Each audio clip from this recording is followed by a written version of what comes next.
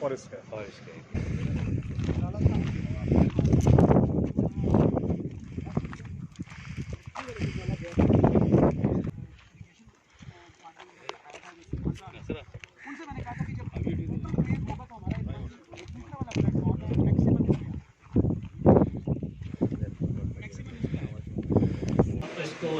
Review करने के लिए then we will go above the road.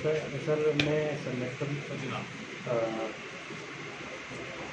के साथ ही अगर आप लोग फॉर एग्जाम्पल गेस्ट प्लेटफॉर्म बनाते हैं तो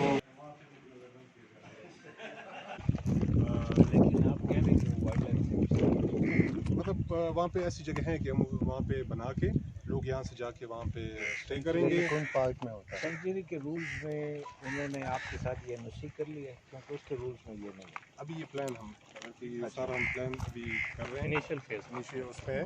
और हमने ये किया है कि वो जो साइट है, अब उस साइट को हम कैसे यूटिलाइज़ करें, वो साइट हम इस तरह यूटिलाइज़ करेंगे कि यहाँ से लोग बाई बोट जाएंगे वहाँ पे उनके वो सारा अरेंजमेंट बैठने की।